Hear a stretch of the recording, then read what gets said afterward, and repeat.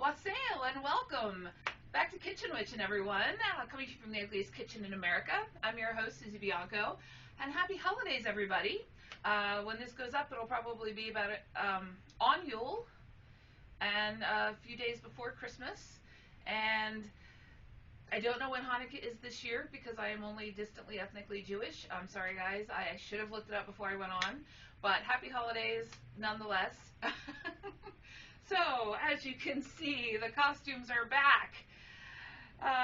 Everybody loves that, right? But anyway, today we are going to be going a little medieval on your asses. Yes, I know, I'm not funny. But,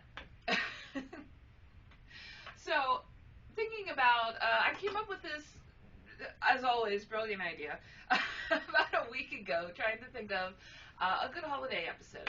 And then I remembered I happen to have a PDF of the Form of Curry on my computer because I'm a giant nerd.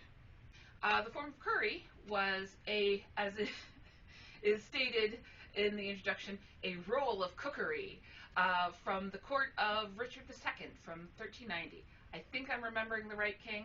I think it's Richard II. And it was hopefully written down by someone in the 1790s, whose name I don't remember, who did not correct or did not correct any of the spelling. It's like, come on, guys. Samuel Johnson was around. Okay, the dictionary had come out.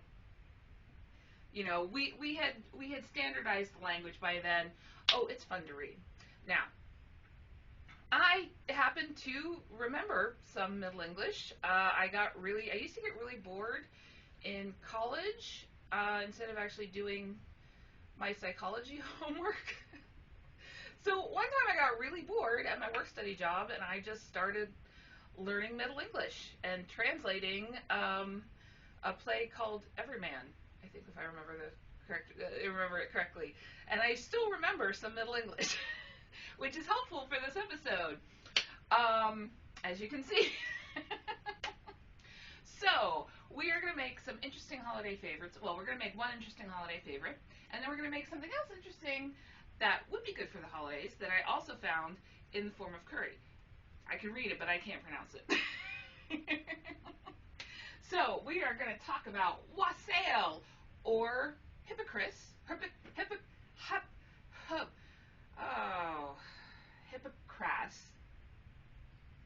I don't know. Also called Pyment. Has a lot of names. It's basically sweetened and or spiced wine, mulled wine. I tend to call it Wassail just because it's something that, you know, is easily understood by us in our society. Maybe not all of us, but most of us who are history nerds. It's sort of the uniting word for all of them. We're also going to make, spelled how it is in the roll of cookery, Pears in Confit. Now, it's not so much a confit in the traditional sense. Confit is usually used to cook things like duck. That's the famous one. It's usually marinated in fat and baked on a low simmer. And this is going to be similar, but a little bit different. And I thought, you know, with the pears and the red wine, it would make a nice, very boozy holiday dessert to go with your wassail. So, we are going to get started, actually, with our pears because they have to marinate for a while. So, now, you can alter this recipe for however many people you want to feed, but for this, just for a nice middle ground, I'm going to go with 4 pears. These are Bartlett's. It wasn't specific as to how many that you need. So, in many cases, recipes were written just assuming that you had that base of knowledge. Like when it came to my grandmother, teaching my sister and I, her recipes are very interesting. If you didn't have that base of understanding of what was going on, the recipes would make no sense. This is kind of the same thing. So it doesn't really, specify quantities of things. Not this one, at least. The other one does. But the people who would have written it down would have, assumed that they would have understood how to scale the recipe appropriately for the amount of people they were cooking for, and they would have understood how much of everything to use to get the desired effect, basically. So fun! So a part of the fun of doing historical recipes is trying to work out, how much of everything needs to go in the recipe to make it palatable, while preserving what the original intention was, but still making it palatable for a modern palate. That didn't come out right, but you know what I mean. In the wassail we're making, we actually did get some amounts, which is very nice. But in that we have the other interesting puzzle we get to play with historical cooking, in that sometimes you can't find certain things anymore, and you kind of have to make replacements to preserve the flavor. We'll get to that in the next recipe. All right, so let me. I'll put this up on the screen, and we can read through this. It says, take pears and pare them clean. Take good red wine and mulberries and other sundries, and steep the pears therein. And when they both, I don't know that word, be sowed. I don't know that word. I don't remember everything. Take them up, make a syrup of Greek wine, other vernage. Now this is a second kind of wine. Vernage is a Verducchio. It's an Italian white wine, high in acidity, dry, very citrusy. This technically calls for two different types of wine, as far as I can make out. But we're using Merlot, a good red wine, because wine is expensive, and I didn't buy any others. So if you would like to use a white wine to go along with this in this step, go for it. Have fun. Interpret this your own way if you want. That's part of the fun of making these recipes, quite frankly. It's also part of the annoyance of making these recipes. Other vernage with blanch powder, other white sugar, and powdered ginger, and do the pears therein. Seethe it a little and serve. So basically what we're doing is we are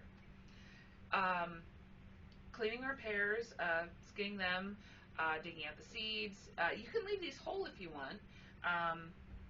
Cut off all of the non-edible parts, dig out the seeds. What I'm going to do is halve them. You can quarter them, you can leave them whole, you can cut them in smaller pieces. It's really whatever you want to do. So we're going to take our pears. I'm going to use 4 pears. These are Bartlett's. Have them clean. Take good red wine, Merlot, and mulberries or other sundries. We're using blueberries because they were on sale, and this is a really expensive episode. So mulberries are more like raspberries, blackberries. We're using blueberries because I think that a big part of it is the dyeing process. You want some color to come off of the berries. The blueberries will give us a nice counter to the red of the wine. And also, they don't have a lot of tartness to it, and I don't want to overload the flavor too much. And blueberries have they have a decent amount of sugar and a decent amount of sort of a very a non-intrusive flavor. We'll put it that way, and I think it'll work well with the pears. And we also have powdered ginger, ground ginger, and white sugar, granulated sugar. Just half a cup of that and a tablespoon of that. But we will get to those in a bit. So what we're going to do first is we have to take care of our pears here. We're going to skin them.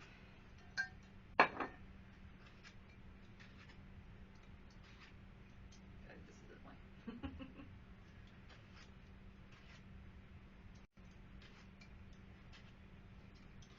Ooh. Right in the eye.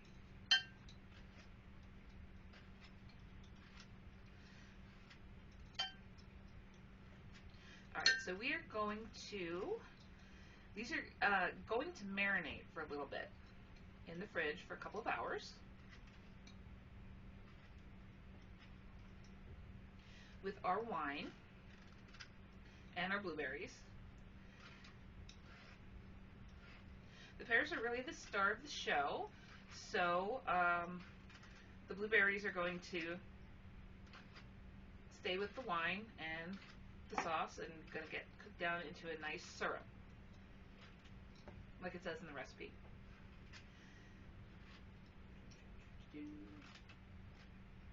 Now, like I said, these are Bartlett's. The recipe wasn't specific. Oh, there's a shock.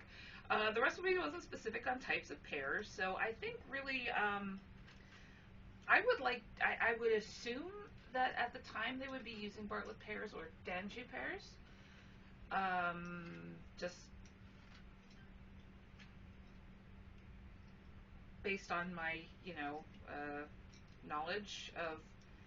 lacking knowledge of pear history, but I think that there would have been Bartlett's and Danjou pears at the time.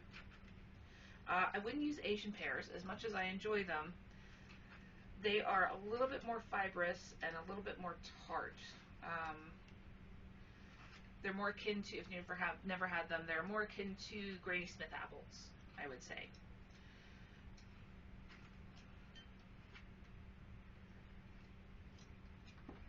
Although delicious by themselves.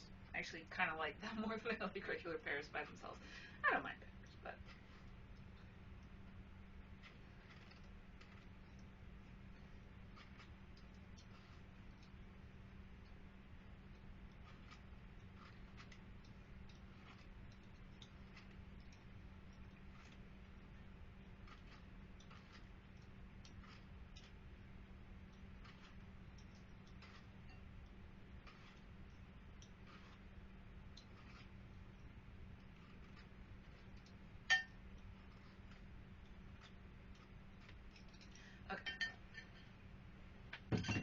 And we'll grab a bowl. It doesn't have to be anything special. We're going to be moving this into another container. Oh, I shot pear liquid at myself. So we're going to go ahead and cut off the stems, top and the bottom. You can leave it like this if you want. It looks very pretty for presentation. I'm just going to have these and take my little cookie plopper. It's got a better name than that. But I'm going to go ahead and scoop out the seeds with this. There we go. And stick it in the bowl.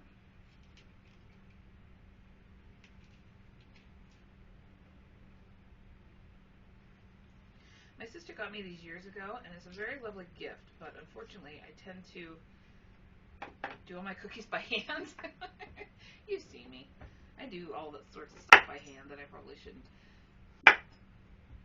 So they kind of just do odd jobs.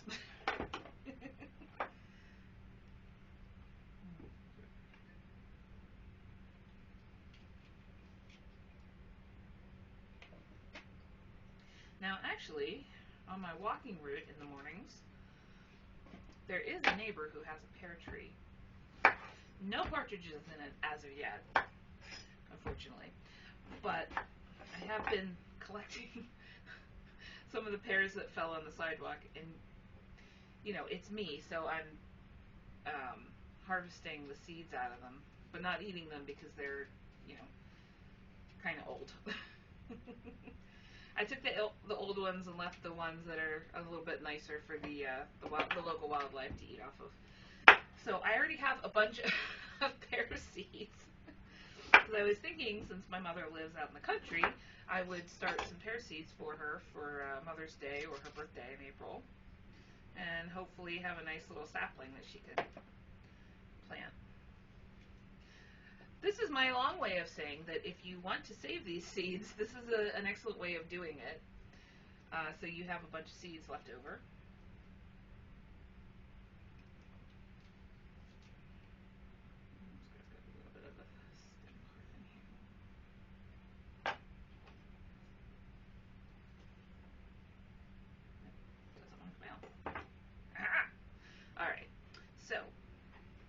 we have all of our pears in here. We're going to just dump in all the blueberries. All good. And we're going to put in 2 cups of our Merlot. It smells really good too. 2 cups, almost a full bottle of wine. So we're just going to throw the whole thing in.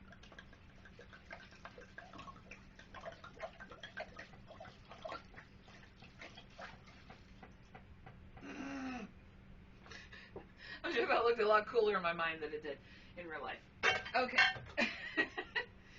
now we have a nice, there we go. I'm going to make sure that all of our pears are under the wine as much as possible.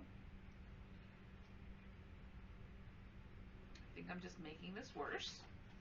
Alright, put our lid on, and we're going to go ahead and stick this in the fridge for about 2 hours. Alright, now we have our pears marinating in the fridge, so we're going to go ahead and get started on our wassail. Now, wassail has a very interesting history. That is basically the reason why I wanted to make this episode. It was sort of the start of the episode, but I figured it needed a nice sidekick and a dessert. So, the word wassail actually comes from the Norman, which is, I think the closest language to that right now is modern Danish, actually. It's Wassail, basically a toast for good health. The drink itself has a very long and storied history. Mulled wine, spiced wine, all goes back to the Romans, of course, which is where we get the word Hypocras from. So this interesting little drink concoction makes its way to Britain in around the Norman invasion, in fact, is when it's first, in the 1000s, when it's first recorded. It seems like for a lot of its history, it's used, Pyment, Hypocras, and Wassail are all kind of used jointly. They're all terms for sweetened or spiced, or sweetened and spiced, wine, ale, mead, all sorts of stuff like that. In the earliest instances I could find in the Norman times, what they would do would be to basically explode apples in mead. There's also a form of mead, which none of these want to stay on the plate. I need a bigger plate. Which I can't remember the name of, that actually uses oranges and orange peel to flavor it. So it is actually a very common thing for the Normans and later the Vikings to make. And in the late 1300s, in our cookery roll, it's known as Hypocras, and Hypocras was more less fruity, more spiced, and it could be left to in a container with spices for up to a few days, and then strained through. Well, it's named after Hypocras is actually a sleeve of cheesecloth.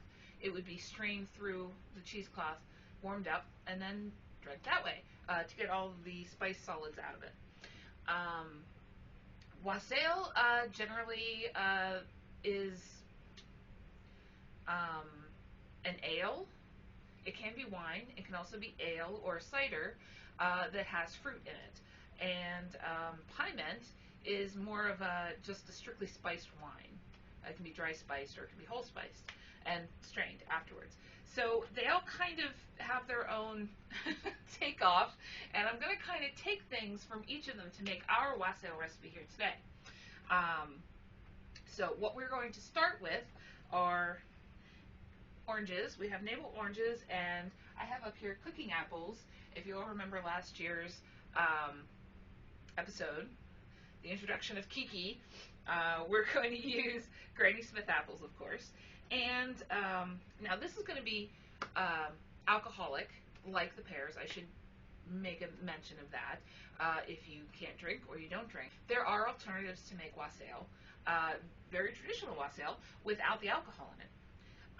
Now we're using, once again, a bottle of Merlot. I bought 4 of these, and some non-alcoholic apple cider.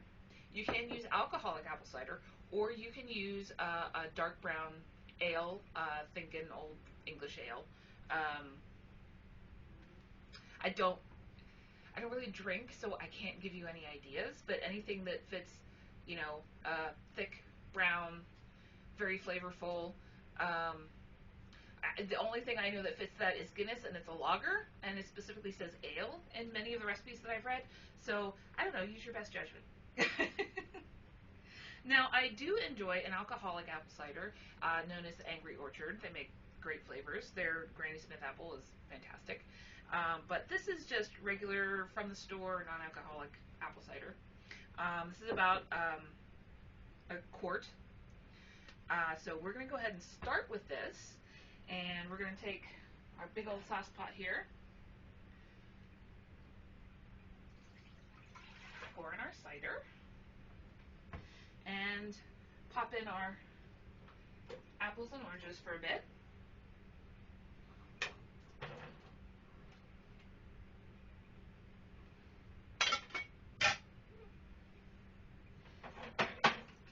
No, it doesn't totally cover them. Alright, so we have our oranges and our apples in our cider. We're going to go ahead and turn that on. Turn it on medium, let it cook down for a little bit. This is going to be the base of our Wassail, Hypocras, Pyment, or Wassacrasiment. I mean, it works, but I don't want to drink it. Alright, and then we are breaking out a new fun friend on our show. Our friend, the crock pot. Now, traditionally, this would be slow cooked down by the side of a fire in a cast iron pot for a couple of days, probably, or a day after it had time to sit. But, we ain't got that kind of time, man. I'm not sitting in this for 2 days. I have to work tomorrow. So we're going to speed things up a little bit with our friendly neighborhood crock pot. So now, I'm going to actually put this up on high and put a lid on it. Now we want those to cook down. That's going to start the base of our wassail. We're going to let that cook down for a while. However long it takes for the apples, I guess, basically to bake down. And it's going to kind of infuse that flavor into our cider, which is very much like the wassail part of our wassail. Instead of the Hypocras part of our wassail, which is going to be, I don't know if you can see all this, all sorts of spices here. Spices and sugar. Which we will go over in a bit. Because there's a lot of explanation that needs to go on here with this. So, actually, you know what? Let me read. Woo! While we're waiting for that to cook, let me read the Hypocras recipe from the form of curry. Oh, one fun thing. I'm going to put links to a bunch of books and a link to the Internet Archive where you can actually download your own copy of the form of curry if you want it. In the video description down below. And I'm also going to put a few books that are interesting. One that I didn't really use, it was a book of colonial recipes. But I found something very interesting that on this side of the Atlantic, in the just around in the late 1700s, there were extant recipes of colonial wassail. The one that I found was very cool. It involved our old friend from last year that we made on Fleur Magoria, the pomander, roasting a pomander, and then adding wine to it. That was their version of wassail. Well, I don't know. Anyway, that was their version of wassail, which is pretty interesting. And apparently, our friend pomander goes all the way back to before the founding of the country. Appalachia for the win! So, let me, alright. Here we go. To make Hypocras, 3 ounces of cinnamon and 3 ounces of ginger, spiked nard of Spain the size of a denier, galangal, cloves, long pepper, nutmeg, marjoram, cardamom, a quarter ounce, 1/10 ounce grains of paradise, and powdered cinnamon, etc. Now there's more to the recipe than that. That one is really hard to decipher. It's a bit of a mess. Um, you know, I think we all sort of take standardization in our language, in our written language, for granted these days, because, whoo, that is a tough one to read. Um, so let's go over these ingredients. 3 ounces of cinnamon. It's about 1/3 of a cup, and we're going to be using cinnamon sticks. And you can use whole ginger if you want. I have the dried ginger that we talked about on Formagoria last year also. And I use this regularly when I make Indian food, which I'm making tonight after filming. I like to take whole cloves and dried ginger and put it in the rice. It's a little bit of zing to it. It's just a fun thing I do. Alright, so let's see. I have my notes here. So that is about 1/3 of a cup. Then we have a tablespoon of cloves. Oh, wait. Cinnamon and ginger. Oh, and spikenard. Spikenard is sort of an interesting sort of a berryish herb. So instead of spikenard, we're going to be using a tablespoon of anise. Spikenard has a very licorice flavor, and you know, I have anise in the house I always have anise in the house because I love anise. So I have anise oil from Pizzell's, and I have anise seeds from making biscotti, and sometimes when I'm on my way to work at the library, I'll pop a couple of these in my mouth to give me fresh breath. I mean, I wear a mask at work, but, you know, it's for me. So instead of our Spanish spikenard, we're going to be going with anise. And then let's see, galangal, cloves, long pepper, nutmeg, marjoram, and cardamom. Now that's going to be about a tablespoon.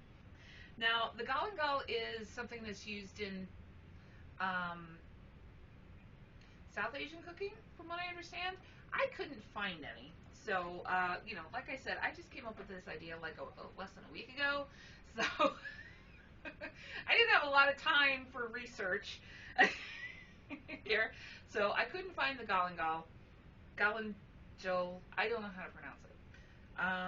So we have cloves. These are whole cloves. These are just sort of like what was left over from making the pomanders earlier today. Nutmeg, marjoram, which is an interesting spice. It's a little bit sweet. It's a little bit savory. We might come back and visit that a little bit more. Cardamom, which is like my new favorite. And we have, what is it? The long pepper. Long pepper you might be able to still find. I couldn't. So I used a combination of a little bit more nutmeg and curry powder. We'll see how it goes. We also want a 1/2 cup of brown sugar. And, and there's also a 1/10 of an ounce of grains of paradise, which is about a teaspoon, and powdered cinnamon. Now, we have the cinnamon sticks. We can leave out the powdered cinnamon. I think that's okay. Grains of paradise, not going to be something you're going to find. So I literally am just using like a teaspoon of black peppercorns, if you can see that. That I popped the top of my pepper grinder off today. So, yeah, it's been a while. These are cooking on high, cooking away.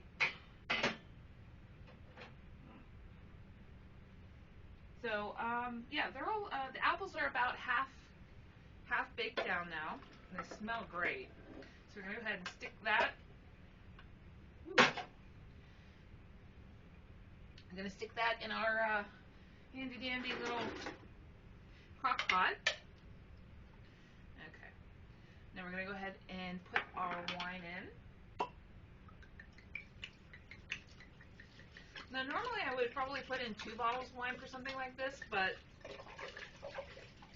I mean, I don't want to waste that much wine. Because, you know, I don't really drink. So we're going to go ahead and just add all of our fun ingredients here that we just went over. Our spikenard, cinnamon sticks, ginger, grains of paradise, which is just black pepper, cloves, marjoram, cardamom, nutmeg, and what's standing in for our long pepper. Oh, and our brown sugar. Alright, now I'm going to turn that on high for a little bit. Give it a nice stir. Smells very interesting. I don't know how it'll taste. I have no idea. I haven't tried any of these recipes because, like I said, expensive. So I'm really kind of curious to see how this will taste and how our pears are going to taste. I think the pears are going to be really, really good. This, I honestly have no idea. I've had mulled wine before. My sister-in-law actually makes great mulled wine around Christmas time. But this is a little bit different.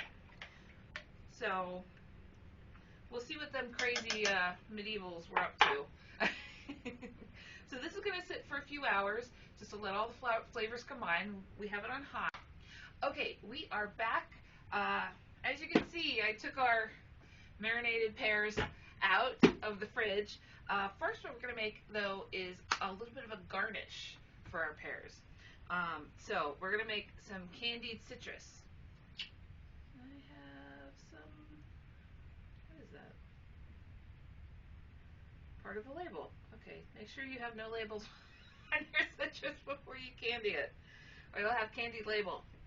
Alright, so we're going to do a quick blanching. I have just a navel orange and a lemon here, and some ice water, and I've got a bit of water, enough to cover everything in my big stock pot. And we're going to heat that up. We're going to leave these in for about a minute or so, then blanch them off quickly, and then we're going to start a simple syrup by pouring a bunch of sugar into the water in our pan and cooking it down and cooking these down in it for a little while. Some back in the pot with some sugar water, make a simple syrup and candy them and let them simmer down for a little while. So let's see here. Still got some time to go. Need to have this boiling. Oh, and in the meantime, let's check on our wassail here. Make sure you stop and give it a stir. It smells good. It smells unusual. Unusual, but good. Our apples are nice and cooked down, about like baked apple consistency, which is a good thing. There we go. Okay, so this is about boiling. So we're going to take our citrus slices, sort of layer them in there. Watch your fingers, it's hot.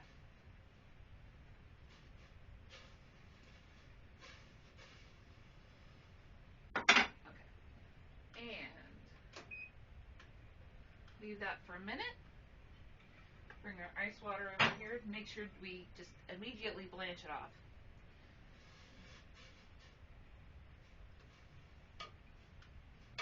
If you remember from our fries episode, we have our nice handy dandy little, supposed to be a cat litter box cleaner, but actually is used to take hot things out of other hotter liquid things. I don't know what you call them. What you use to get fries out. I don't know what you call those, but that's what it is. Okay. And now we're gonna like candy these, skins and all, peel and all, I guess you could say. So basically what this is doing is just, it's really doing more for the peels than it is for the fruit, because we could just put the fruit without the peel in the candying, in the simple syrup, and let it candy itself without blanching them first. But we want to make sure we soften our the peels up first. All right. Let's pull these out. Pop them in the ice water. Let them cool.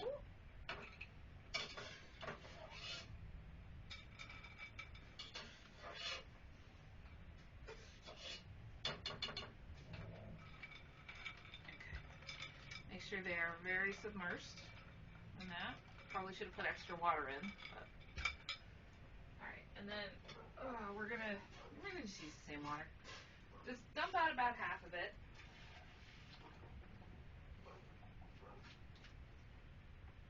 There we go. Probably a couple of cups in there. I'm gonna go ahead and toss in about another cup or so.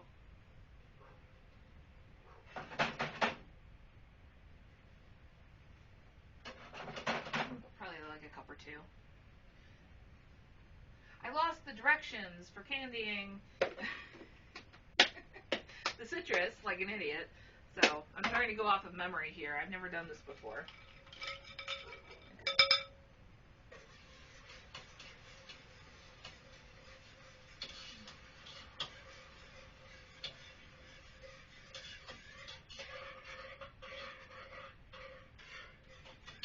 I actually might put a little bit more sugar in that.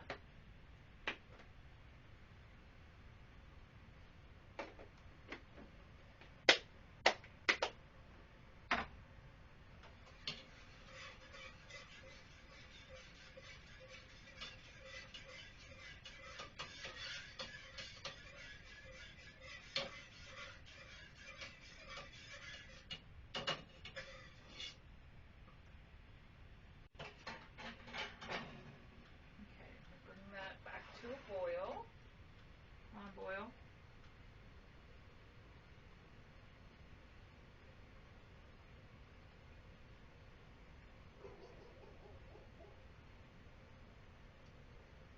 Okay. And now we're going to take our blanched slices. It should be nice and a little bit squeezable, more squeezable. Go ahead and put those in.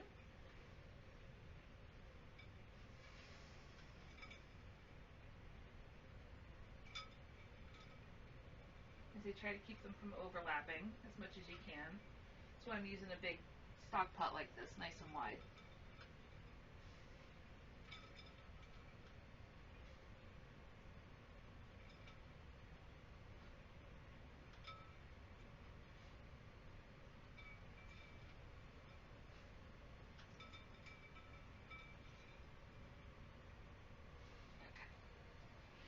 There we go. Alright, now those are going to cook for a little bit. I'm going to leave it on high for now, and we'll check on those in a little while. Alright. Now, we're going to turn our attention to our pears. Alright, I'm going to look at my notes here.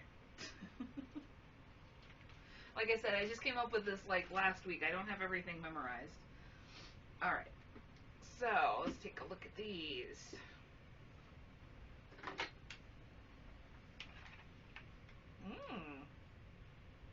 Very purple. That's a good thing about pears. They're, they don't have a ton of flavor on their own, and they're very pale, so you can do interesting things with them. Alright, so we are going to pull these out. Actually, let me get a different, something better for that. A slotted spoon! Alright.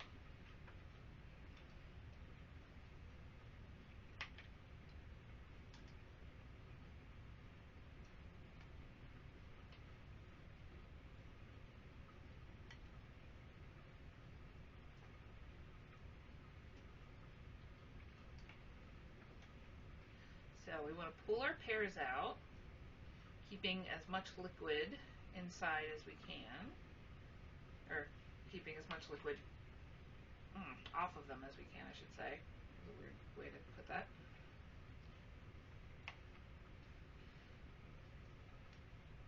Should have gotten a bigger plate. Like I said, I've never done this before, so this is all kind of an interesting, a fun experiment. Yeah, let's call it that. Okay. And this is where I need to take off my head wrap because I'm working with red wine and blueberries. And this was my grandmother's, and it's almost 100 years old, so yeah, I don't want to get that stained. So, just to be on the safe side. Alright. So, we're going to take a nice heavy pan, and we're going to go ahead and very carefully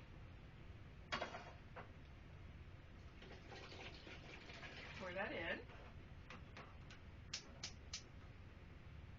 Go ahead and turn that on medium. And there we go. And we still have our half a cup of white sugar. Go in. And there's a lot of sugar in the blueberries. There's some in the wine. But we want to add a little bit of sugar because we want that nice syrupy sauce consistency. Plus it's just the sugar. Yeah. And a tablespoon of ground ginger.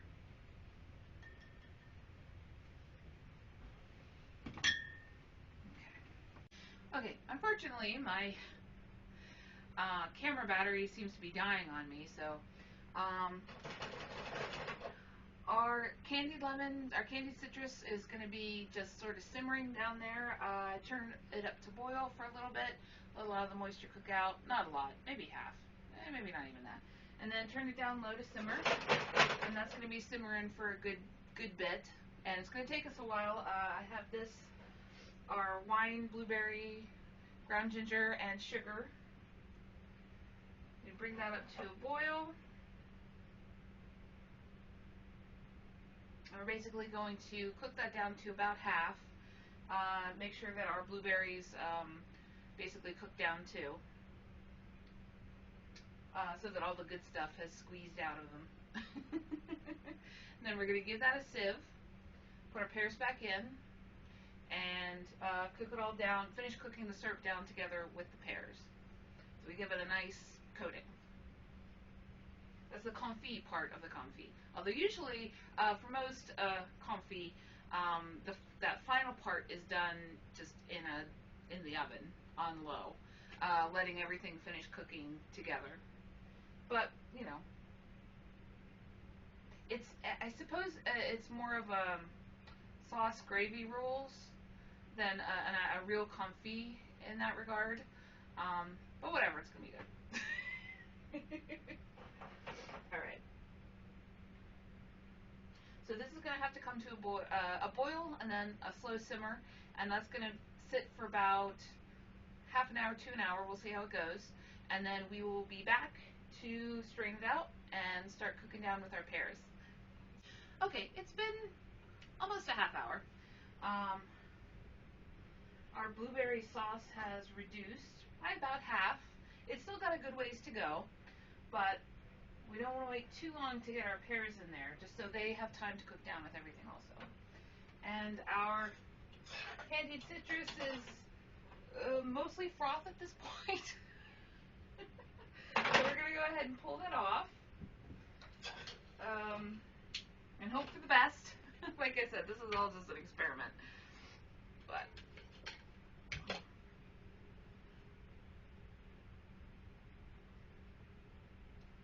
kind of let these cool, and that froth should come off. And give them a little bit of a tap.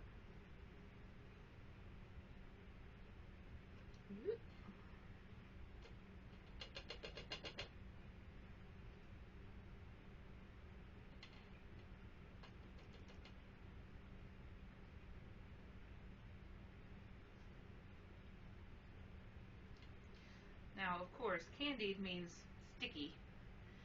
So I really should have put these down on some parchment, because I'm going to have a hell of a time cleaning the plate after this. But it'll all be worth it. Also, make sure you put this in warm soapy water immediately, or similar problems will ensue.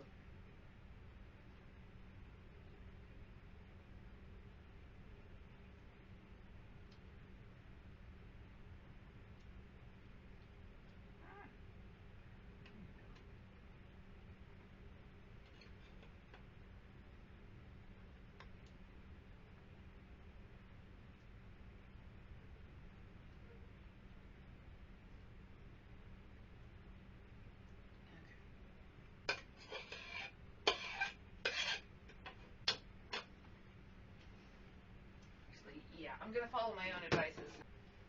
Okay. Now, I'm going to turn that off. Okay. And I have a sieve and a bowl. I'm going to transfer this out.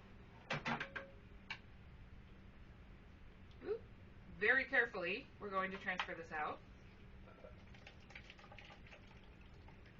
And slowly. Okay. And try to get all the blueberry in there because we're going to give it a bit of a smush.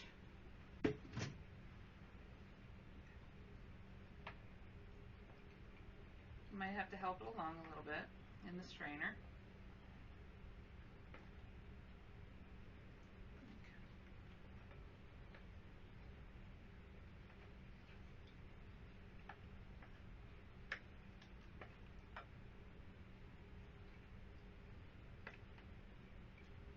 Make sure to get as much liquid out as we can. It's not like squeezing a tea bag. It's not going to get bitter.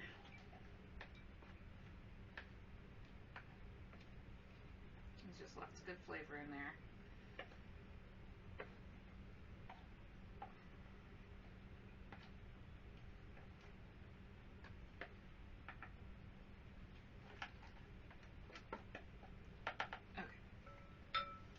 And now it's on my floor. Alright, so now we're going to transfer it to a smaller pan. Let's get our pears in there first.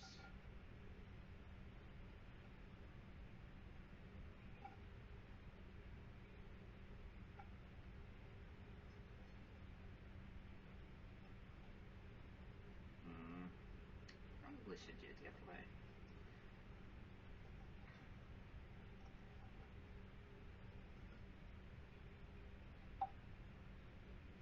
There we go. Okay. That's the juice in there. That was in the pears. Alright. Now again, slowly.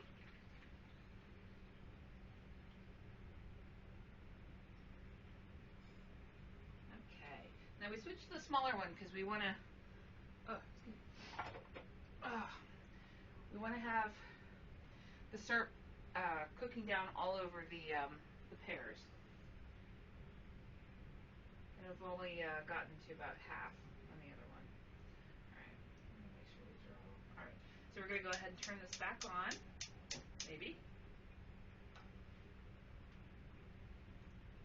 And let it simmer again until all of that juice is now just straight syrup. And we might come back about halfway through and flip these just to make sure they get nice and coated all the way around. Alright, we'll see you back in a little bit. Okay, so it's been probably about a half an hour.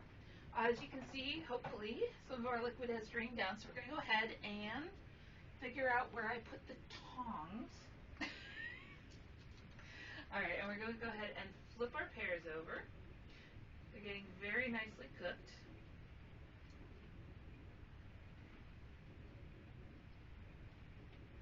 Now, if while these are cooking, your pears get soft, you can pull them out, that's fine. You don't have to leave them in there until all of the liquid has cooked down. Just keep an eye on them.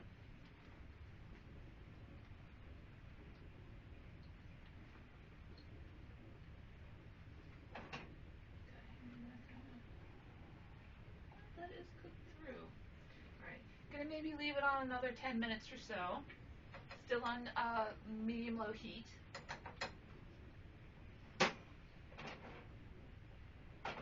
Alright, we'll be back. We'll be back then. Alright, so it's been about another 10 or 15 minutes. As you can see, I finally put all of my candied citrus on parchment paper because the plate is not salvageable at this point. So it's in the warm soapy water with the rest. Yeah, with the big pot, the candy pot. Alright, so it's been about long enough. We're going to go ahead and plate our pears here.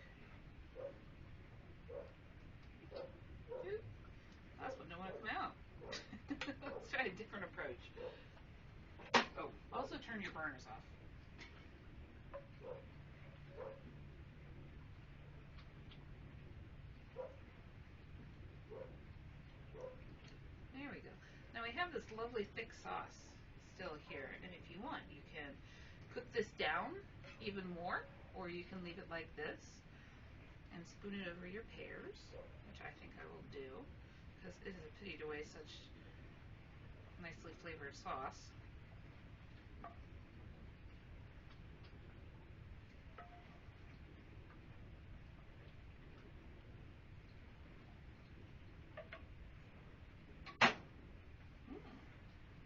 There we go. Not too shabby. All right, and we can go ahead and add our rather odd-looking candied citrus. Now you can just eat these whole. They're actually pretty good. They're kind of like gummy citrus. I think I just cooked them a little bit too much when I first put them in, and they just got a little weirdly brown. So I think if you just be a little bit more calm than me and leave them on a low simmer without boiling them first, you'll get much prettier candied fruit. All right. Now we can set those aside, and it's about time that we. Let me put this out first. All right, it's about time we can go ahead and turn off our crock pots and sieve out our Wassail or Hypocras, whatever you feel like. Now there are a lot of solids in here. It's gonna kind of look like beef stew a little bit. Actually, wait, let me move this over here so you can actually get it on camera. Maybe. Let's see. Alright. So it looks like just a bunch of weird compost at the moment. But we're going to kind of... how am I going to do this? Just go slow. Make sure your crock pot is off, because these get hot and you will burn yourself. Okay. And I stopped by Goodwill this weekend, and I got fancy party wear. And also, the closest thing I could come up with to a loving cup, but it looks like H.R. Giger designed Victoriana glassware, because it's all spiky and it hurts to hold. I don't think it's supposed to be a glass. But, you know, it looks impressive. So, alright, and put it in with our blueberry solids.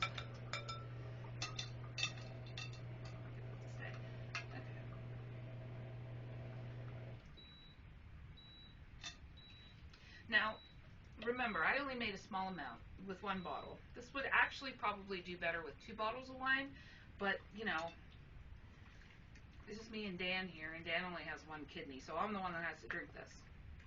And, oh, I should note, in this country, people seem to think that if you cook alcohol long enough, you will cook all of the alcohol out of it. That's actually not true. You cook most of it out, but there is still a good bit of alcohol in there. So you want to definitely keep that in mind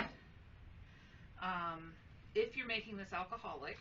And if you choose not to, that's actually perfectly fine. You can use non-alcoholic apple cider, like I am in this, and instead of wine, use cranberry juice. That will taste just as, well, maybe not exactly the same, but it'll definitely taste as interesting. And I would say if you're going to use cranberry juice, I would add, or dry wine, I would add another like half cup of sugar, just to, you know, keep it interesting. Okay, I totally missed. I'm gonna have fun cleaning this tablecloth. All right, and I should also note that if you want to make it a little extra authentic, instead of using refined sugar, you could always use honey. Because in the late 1300s, there would have been access to granulated sugar, but honey was also used historically far more than that during that time.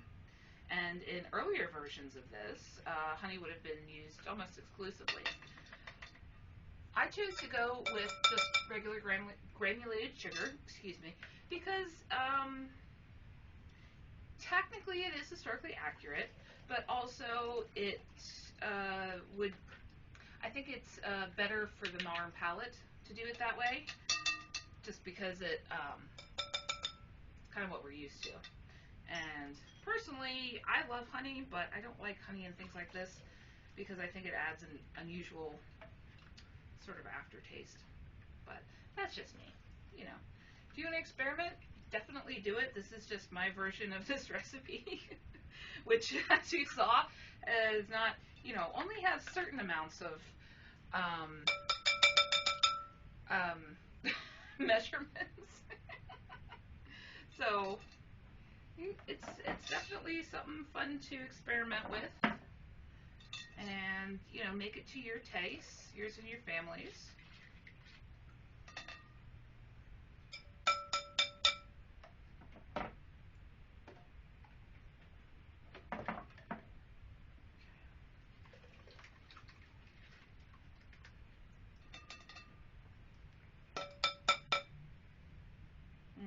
This would look a lot more This looks a lot more impressive in here before I strained all the solids out.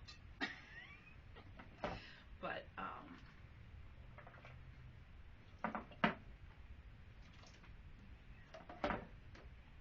now traditionally, now that I'm done making the wassail, we can talk about how it was used, or the Hypocras, or the Pyment, however you want to say it. Now, wassail started its life as a toast during parties. It also started its life as another word for parties. It's taken on many different meanings, and eventually it became a drink, and eventually became the act of what is ostensibly caroling. The Victorians were crazy about the wassail. It was a very popular drink in their time. And it was just sort of their version of the medieval Hypocras or the Pyment.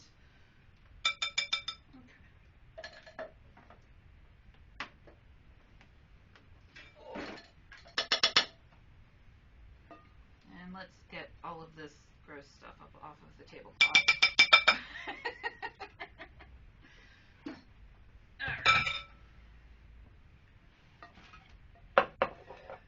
Okay.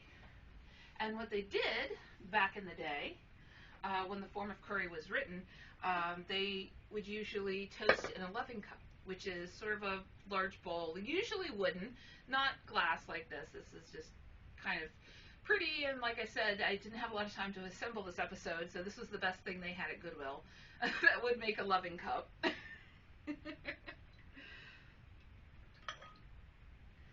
So now we get to the fun part, getting to taste it. And since it's only me, I won't, make it super full. But it would basically, a loving cup would be more like this. And this would be passed around. Everybody would have a drink out of it because they didn't understand germs. Let's go try. Oh, now I should note, putting it through the strainer, there is a little bit of sediment in there. If you want to get rid of that, I would take cheesecloth and, much like the Hypocras sleeve, and put it in your strainer and strain it through like that. That'll help get all of the sediment out of there. But honestly, I don't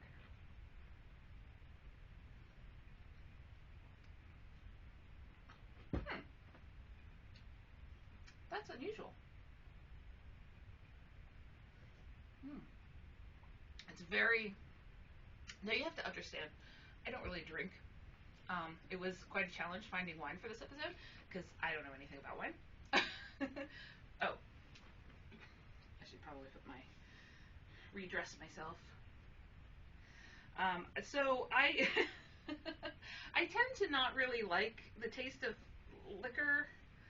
I some of it is okay. Like, I enjoy drinking cider. Sometimes it's not bad. There we go. A little late medieval there again.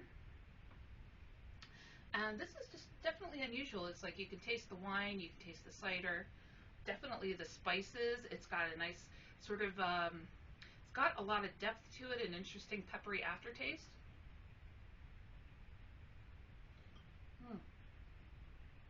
It's wonderful. I love it. Mm. Oh, and interestingly, the story of Wassail goes further. Um, the British, in their just drunken glory, nothing against the British, but they come up with the absolute best drinking songs. And there was one that was sang when people dressed a lot like this.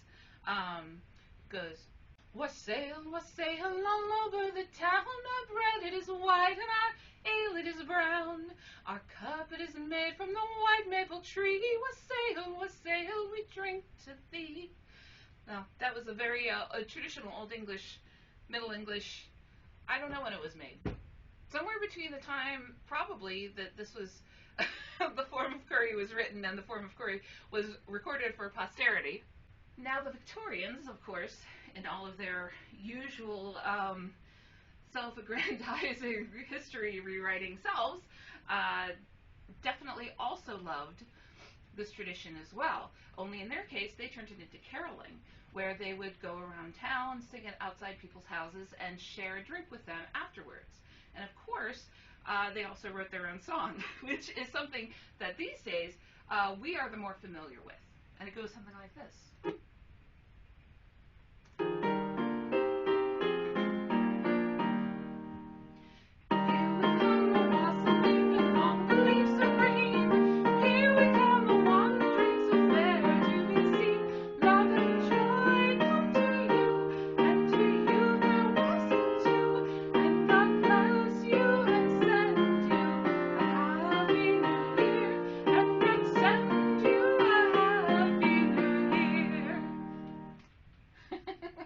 Bet you didn't think there would be costumes and singing in this episode, huh?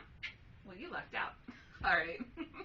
Well, that is all for our medieval episode, our medieval holiday episode. I hope you had some fun and learned some things about the history of this thing that became uh, a Norman toast, and then a drink, and then an act, and a drink again, and a song. And had some fun making our medieval pear dessert to go along with it. So that's all for this episode of Kitchen Witchin'.